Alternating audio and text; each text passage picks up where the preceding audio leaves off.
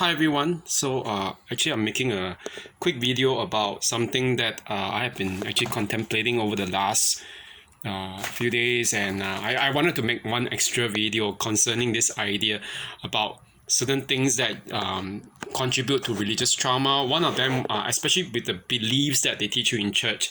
Okay, I don't want to make it sound like I'm actually making a video attacking Christianity, because I mean, to begin with, if I'm not a Christian, if I'm an atheist, I wouldn't be like converting to Eastern Orthodoxy, which is like a totally different branch of Christianity. But I think that one of the most damaging things that I think I have actually lived through to hear all the time, and I'm not saying that I actually believe in it, but hearing it actually makes me believe that this particular thing about certain core Christian doctrines actually do a lot of damage.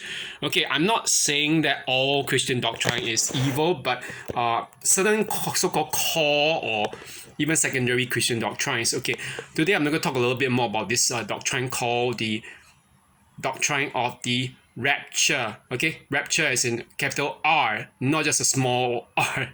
Okay, the capital R-A-P-T-U-R-E. Okay, this theory of the rapture is a really damaging one. As far as I've experienced it, I don't think that every Christian actually believes in it. From based on what I know, and however, as taught within a lot of really like evangelical churches, and it's especially those of the so-called pre-millennial conviction, there's this idea that there'll be a time when they believe that Jesus will actually come for all Christian disciples. Okay, and then when he comes for them, it will be so secret that the ones who are really faithful will be swept up, and then they'll be raptured. Okay, swept up and raptured into heaven, and as a result of this, you will leave behind certain. Yeah, it's a really ridiculous thing, because you have like the Left Behind series, which was actually being written by Tim LaHaye, yeah, and someone else, and it was co-authored, but and the TV series was also based on that novel series about how a whole bunch of Christians around the world were being raptured, and then right after that rapture, you have those kind of scenes where their clothes fall off because the bodies are raptured in heaven, and then what happens was that because it's so secretive and private, there's a kind of gap left behind, and the kind of gap left behind where people were just missing like a large part of the world's population accordingly, and then as a result, the rise of Antichrist as a power to govern and to amalgamate and unite forces of humanity. Oh my goodness, it's so ridiculous, because to begin with, I don't even think that every Christian denomination, especially not even the Catholics or the Orthodox, believe in this idea of a rapture, a private rapture. Okay, but a lot of Protestant and evangelical churches, not all, but a lot of them are talking a lot about this thing where they believe that this rapture will happen, and then they'll be taken away from the world, from all the so-called tribulations, trials and tribulations of this world. Okay, then the real problem with this belief in the rapture, I find that it's really, really troubling, because okay, when there's this group of so-called Christians who are going to be raptured into heaven, there's also going to be a group of so-called nominal or unfaithful or maybe non-practicing or whatever Christians who are not going to be raptured. So, and they're going to be left behind, basically, according to that belief. So the whole thing basically is really predicated on the idea, are you ready, or are you even among the so-called elected ones, okay, the chosen ones? And then after that, you keep on living in fear. Am I among those people who are going to be left behind?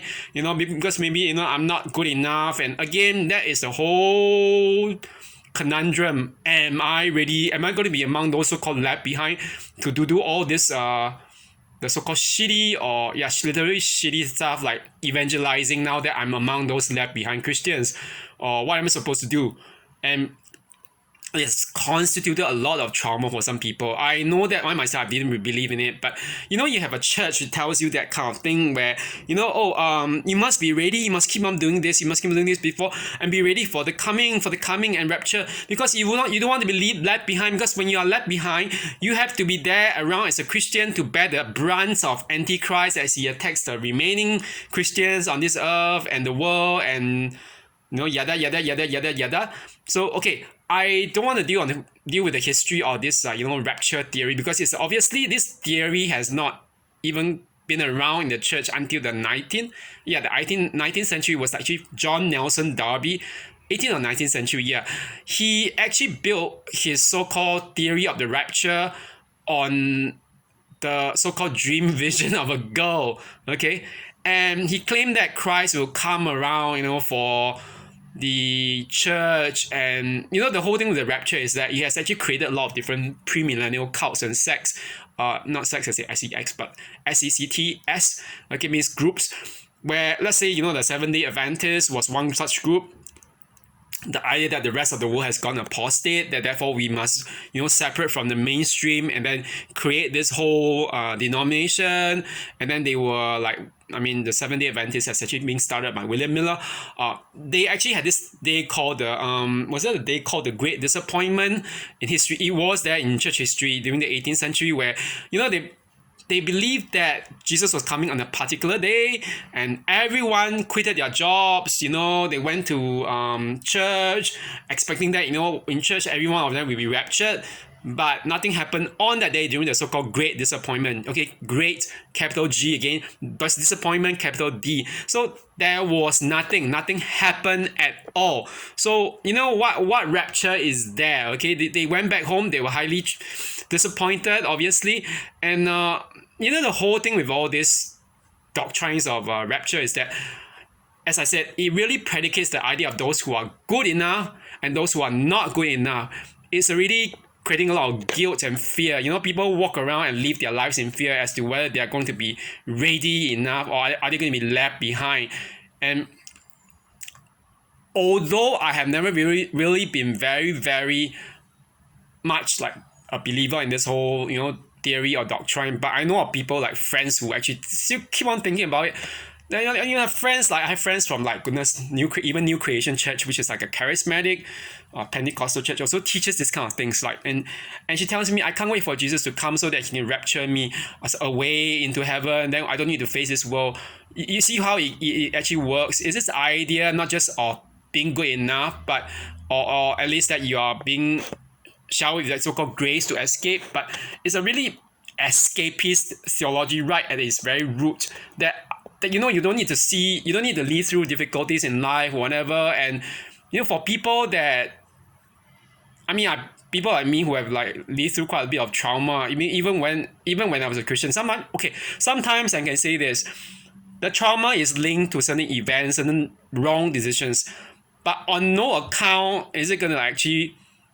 I can probably pray that, ask God to remove me from the whole thing. And in the end, of course, all these so-called situations did end and whatever, but partially because also I also made the choice to end them and to get out of them. But I really think that aside, it's nothing to do with this whole idea that God raptured me out of this. There's no private rapture, okay? And to claim anything like that is really, in fact, it's a very unfaithful thing. It's like, just you are not even trusting that God will actually let you live through the thing and survive the thing, and you're just thinking that God will just totally snatch you out of it, and you don't want to face the truth. This is basically what happened in the case of the Great Disappointment in history, and it's really a grand embarrassment. That in the group on self-compassion, on practicing self-compassion after religious trauma, that I actually joined recently. It's a Facebook group. One of the ladies, actually the posters, the one who was writing about, she had a joke. She said, maybe we should just, I want to really try this prank by arranging shirts and outfits in a certain way outside the church car park, to give my church members, the former, not church, but former church members, the idea that the rapture has already happened, that they're left behind. I'm trying to play this trick, and for those of us who knew what the rapture was, they were laughing. I was like, oh, it's very amusing because yeah, I mean, it hasn't happened. I doubt it will really happen. I mean, the so-called private rapture, because let's just admit it. If Jesus wants to come for his church, okay, Lord Jesus Christ, he's not going to make it so secretive. Why would he do it? Because that's not his nature. God actually made it very clear in the Bible. He's going to do it. He's going to do it right up front, okay? He's not like a sneaky person. That's not how he works, okay?